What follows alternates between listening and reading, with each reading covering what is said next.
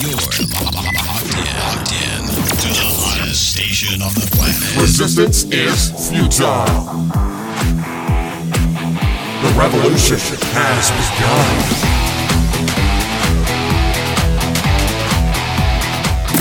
You're listening to Rebelpreneur Radio, helping you break the rules and build the business you need for the life you want. And now, broadcasting his pirate signal from somewhere beyond the status quo, here's your host, best-selling author, marketing and media strategist, Ralph Brogden. Hello and welcome to Rebelpreneur Radio. It's the show that helps you build the business you need so you can live the life you want. I'm Ralph Brogden. I believe that Rebelpreneurs are intrinsic leaders. Anytime you're leading people to action, creating transformational results in their life, I think that you are in a leadership position by default, so you have to own that and you have to step up into that and get really good. If you're not comfortable with that, today's expert is going to help us dial in your leadership skills. I'm speaking with Mahyar Rostami. He is a U.S. military veteran, and for the last 11 years, he has trained leaders, government agencies, and teams to develop the character, trust, and vision required to build influence and achieve their organizational goals. He is a leadership consultant and a certified speaker for Vistage Worldwide, as well as the John C. Maxwell Team, and he holds numerous credentials in the principles of instruction from the United States Air Force, where he tenured as an Airman Leadership School instructor. He is the founder of Build Your Vibe, and he teaches CEOs how to lead with military confidence. I love that. Mahyar, welcome to Rebelpreneur Radio. Dude, thank you for having me, Ralph. I appreciate it, brother. Joining us from sunny Southern California, where there's a whole lot of shaking going on. Yeah. Well, I've been told it's not quite because of the earthquakes. It's because I landed back here in my hometown. Yeah, that's what I mean. I mean, you were shaking things up from top to bottom wherever you go. So you've got the military perspective on leadership. I love your brand, Build Your Vibe instead of Build Your Tribe. That's a great turn of phrase there. You have an interesting history and interesting background. I want to jump right into, before we get into your background, you have a contrarian view of motivational speakers and life coaches. Your website says you don't need another motivational speaker. You don't need another life coach. You need architects. Explain that. Why is that? And what does that mean? Yeah, man. You know, when I say that I need an architect, when I say that you need an architect, what I mean is that the structured life, to be able to fashion your life, is, I believe, the most effective way to go about this experience. You know, I've just had a lot of conversations about this recently. I had someone come up to me and want to have a little bit of my time and ask me, how do you become a motivational speaker? Here's how you become a motivational speaker.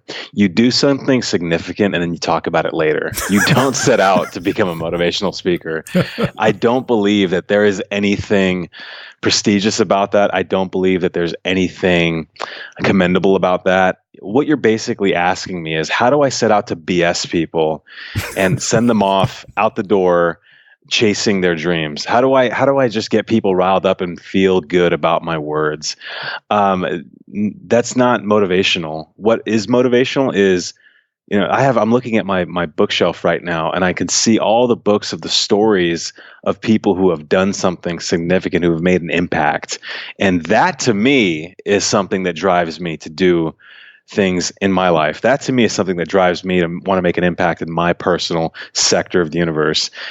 I don't want to set out to make people, you know, feel good with those warm and fuzzies and the kumbayas. I really don't think that that's the right approach. I think the cart is before the horse on that one.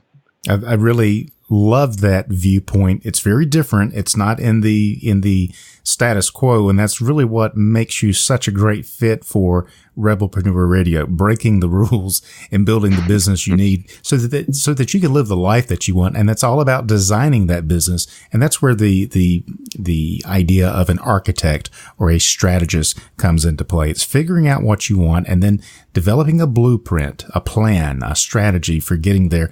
And no doubt your view of leadership was certainly honed by your military experiences. Tell us a little bit more about that and how you got on this path of teaching, and then how you got on the subject of being an expert in leadership. Yeah, man, absolutely. So a little bit about myself. I'm a first-generation Iranian American. I was born in Los Angeles. I joined the Air Force because of my dad. My dad was in the military, but he wasn't in our family business. He was in the Iranian military back in the 70s. And if you remember, and the listeners remember, back in 1979, something significant happened back there, and we had a regime change. My dad finished his time in the military. In fact, he told me a great story about how at one point in time, at the height of his military service, before he exited the military, he was sifting through a burning pile of passports to find that of his own and those of his friends. And he was able to leave the country, and he came to the U.S. He finished his degree in aerospace engineering, and he wanted to be a pilot in the Air Force. Well, at the time, we weren't accepting non-U.S. citizens into those roles, and my dad had to chase a new dream, but I joined the Air Force to be the man my dad wanted to be, and I got to do that, and I did that for many number of years. At one point, at about my 8-year mark, I was a staff sergeant in the Air Force, and I realized I wasn't so much in love with my normal job. I was an engineer, and I was craving something more. And I realized that I could do more if I got to be around more people. I was asked to become an Airman Leadership School instructor, and I got this wonderful opportunity to take 16 airmen for 24 academic days, 7 times a year. And I got to shape them, and I got to mold them, and I got to teach them the leadership principles that have worked for me as a non-commissioned officer.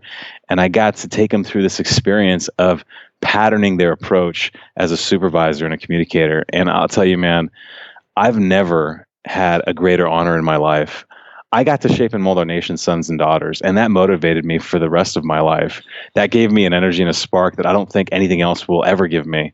So I took that, and after that ended, all great things come to an end, and they give way to greater things. And I had to go back to my normal quote unquote job in the military.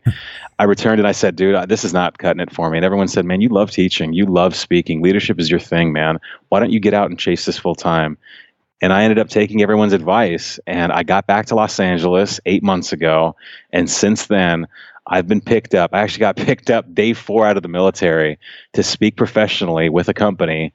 I partner up with them. They tap me, and they ask me to speak all around the United States to CEO groups. And I get to, as you mentioned, as you said, I get to teach CEOs how to lead with military confidence. What an amazing story. And wow, stretching back so far that you're actually following in your father's footsteps, but doing things he was unable to do, and helping him to fulfill his dream vicariously through you, and then discovering your teaching passion and leadership. I just think it's an awesome story. Yeah. You tap into a really great point right there. I never really thought of this, about how a lot of leadership is fulfilling this idea that, no one ever arrives to where they are alone. I was doing the things I was doing, and I continue to do the things I'm doing because there's somebody or a group of people that I don't want to let down. At that place in my life, I wanted to serve my father. If you think about an Alexander the Great, well, you can't talk about Alexander the Great without talking about Philip of Macedon, his father, right? I wanted to serve my dad. I did that. I wanted to serve my airmen, the ones that I got to make an impact on, my prior students and my graduates. They looked up to me as their leader, as their NCO for those 24 academic days.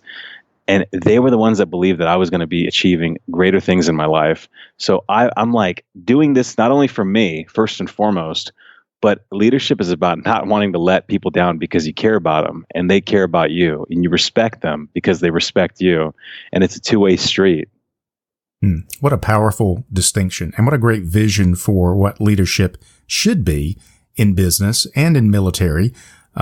Let's dispel a myth right away, because when we say that you teach CEOs how to lead with military confidence, a lot of people are going to go to Hollywood movies where they see the drill sergeant screaming at the new recruits, and that's their idea of military leadership. What's it really about military confidence? How does that translate into the business world? I'll tell you what gives me military confidence, man. Your show intro. I was listening to that and I was like, dude, I belong with my torso out of the sunroof of a vehicle being driven by someone else, like shirt off, machine gun at my hip, dude. Like, I was ready, man. But military, you ask a great question. So one thing that I refer a lot to in a lot of my training and a lot of my one-to-ones are mental models. Now, we go through things, we experience things in life, we're confronted with problems, challenges, confrontation, people. When these things are presented, where we go cognitively is back to our mental models. We consult all the models, we consult what's going on in our mental board of directors, and this is happening at a rapid rate. In fact, in the military and law enforcement, we call this an OODA loop. And the OODA loop is an acronym which stands for Observe, Orient, Decide, Act. Now, that's just one mental model.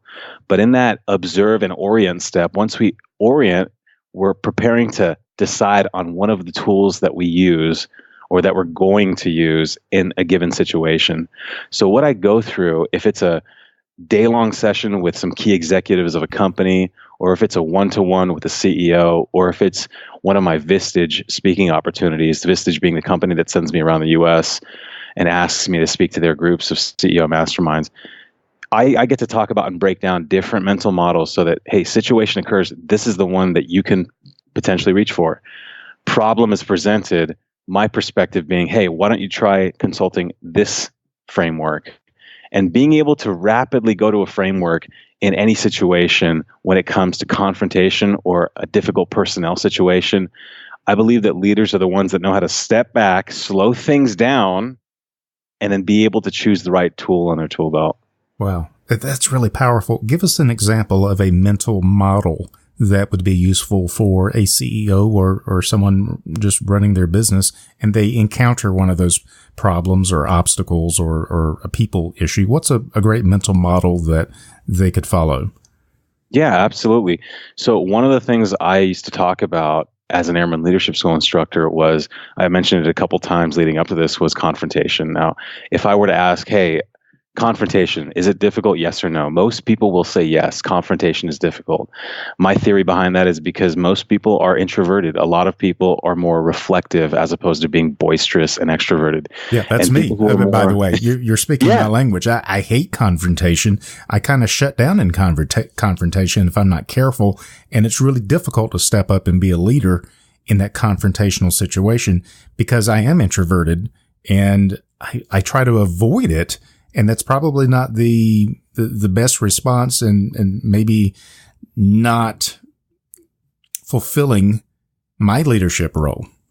Well, I would contend that you're not trying to avoid it. You may prefer more time to analyze the situation. And that's what I'm finding in most introverted leaders and managers or CEOs.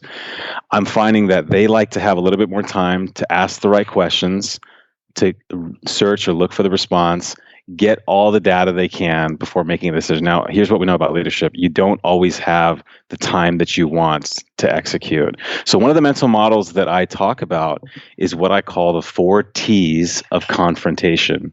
Now, the 4 T's of confrontation basically says, hey, when you are confronted with a difficult situation when it comes to people, when it's a difficult situation when it comes to an interpersonal problem, when you have to talk to somebody, if you can consult these 4 T's, you will have a less challenging time. You will have a more fluid time when it comes to talking with that individual or that team or that group. The 4 T's are basically this. Number 1, total picture. Total picture. Now, I bring that up because here's what's happened many times in my military career. Hey, Sarge, I got a problem. All right, let's send in the cavalry. That's the response. No questions asked. Not even like, what's the problem? Who's it with? What's going on? Yeah. A lot of people, it's like that. I forget the name of the movie. It was a movie done back in the 80s. It was a great movie where the scene where this guy, he speeds into the parking lot of a bar. He parks his car in the parking lot. He runs into the bar. He runs to the barman and he says, quick, I need a remedy for the hiccups. And the barman just kind of looks at him, stares blankly. He reaches under his bar. He grabs a wet bar rag, and then he slaps him across the face with the bar rag. And he kind of drops the bar rag. He feels real proud about himself. He looks at the guy and he says, "You got the hiccups now?" And the guy just kind of rubs his face and he goes, "Well, no, I never had the hiccups in the first place. It was from my wife in the car." He totally missed the total picture. He didn't ask the questions. Here's what I learned about the total picture. Here's what I learned in the military, Ralph. Here's what great leaders do. They ask questions. And you know what else they do after they ask questions? They listen. And you know what they do after they listen? They ask more questions. And then they listen some more. And then they ask more questions. And then they respond. So total picture, being able to understand what's going on. Be very cautious of anybody who wants to give you an answer or a solution after you ask them a question. If they're not asking questions to your question or clarifying, there's something going on there that they're not seeing.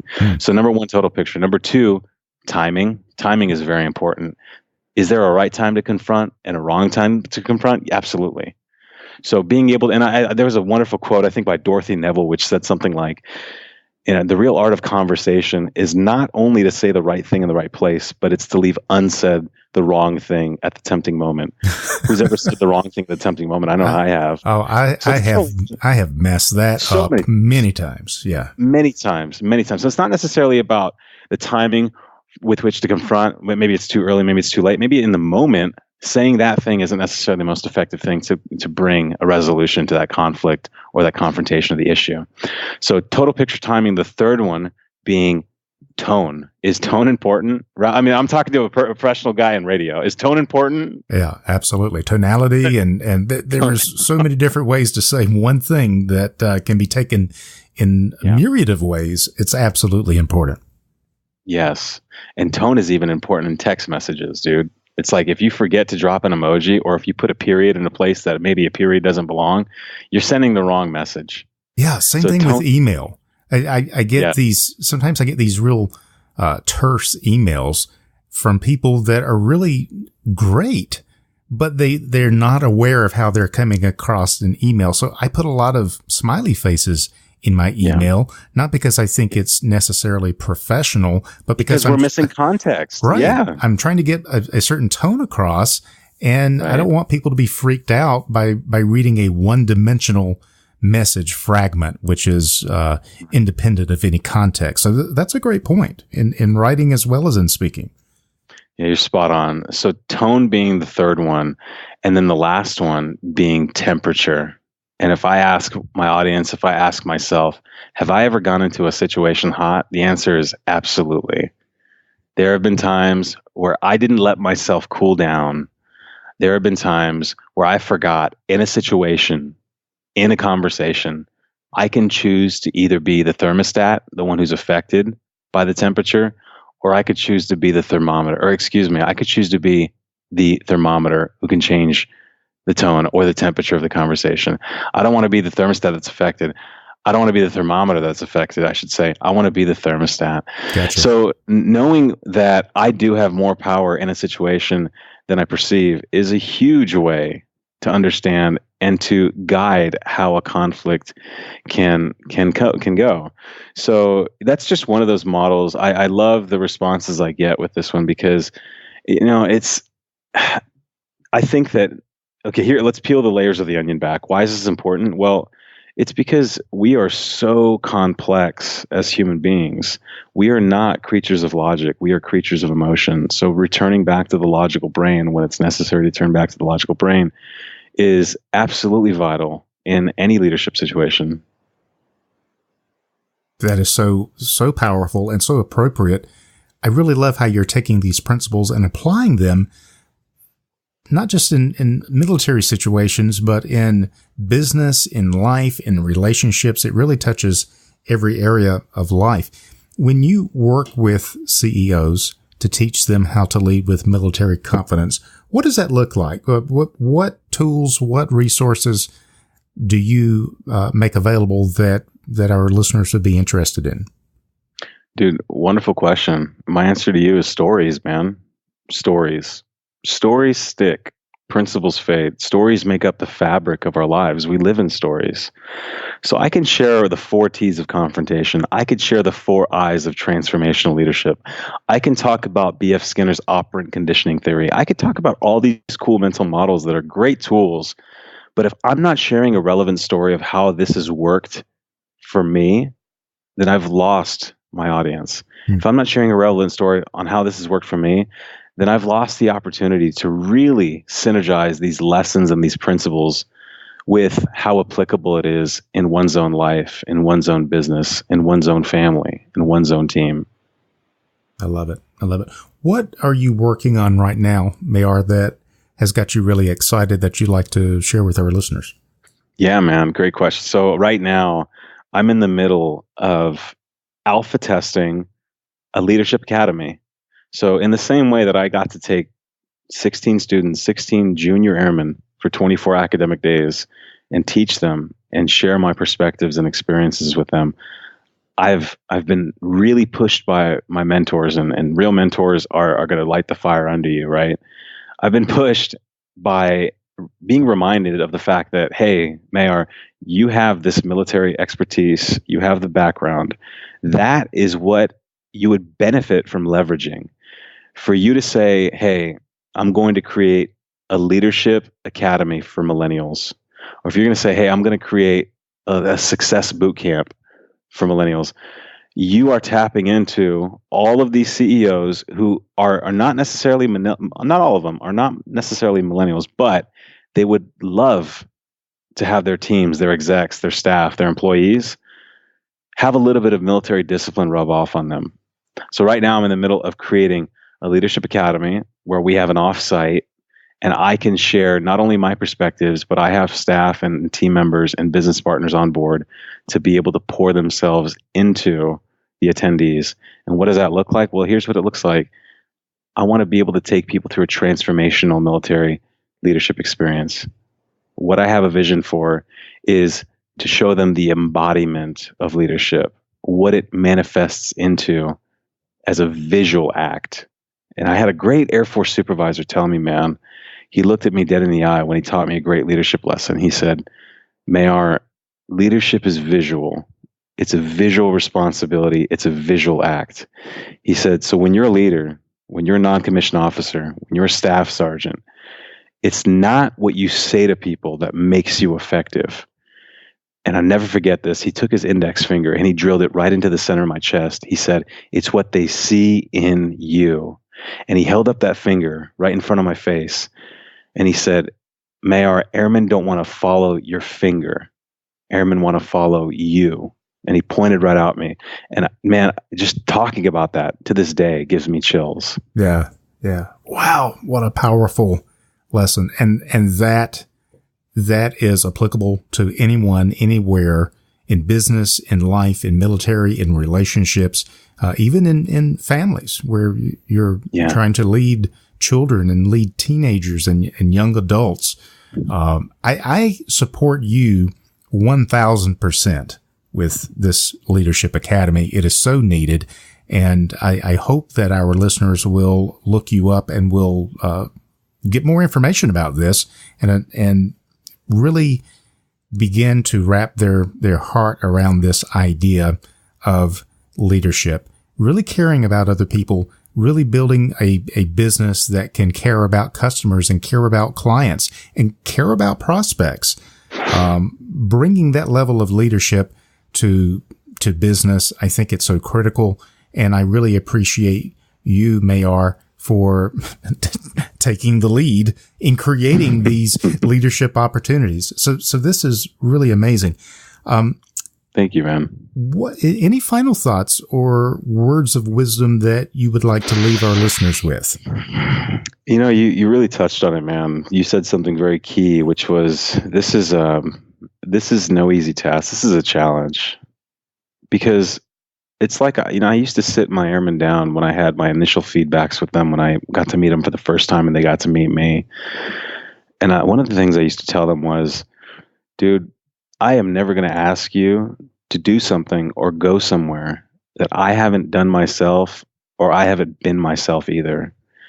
Everything that I ask you to do, everything that I ask you to consider, I'm currently doing in my own life. And people look for that.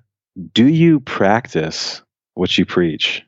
Because if you don't, you have no business preaching what you practice. And I believe that leadership is hard work and it's heart work. And I'm up to some heart work in my life right now. And I got some great people behind me that see the vision as clearly as I do. I had a great general I worked for while I was in the Air Force. His name was Mark Welsh. He was the chief of staff for some time. And General Welsh, he said something I loved. He said that leadership is a gift and it's given by those who follow, but you got to be worthy of it. And man, talk about lessons that stay with you for the rest of your life. You got to be worthy of it. And we're going back into that same concept, Master Sergeant Jason Mitchell. Hey, it's not what you say that makes you effective, Mahyar. It's what they see in you. You got to be worthy of it, because people are placing their trust, their love, their respect, and their lives in your hands, their well-being. There is no greater honor to have someone's trust, love, and respect.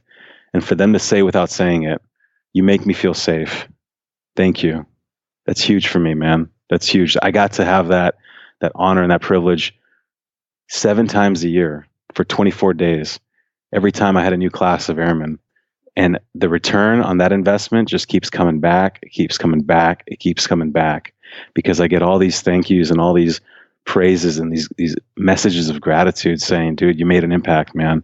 If there's, you talked about this in the beginning, if there's any sort of intrinsic fuel that I'm riding off of, it's that, bro. There's no other thing in my life aside from my daughter that keeps me going as much as that keeps me going. Yeah.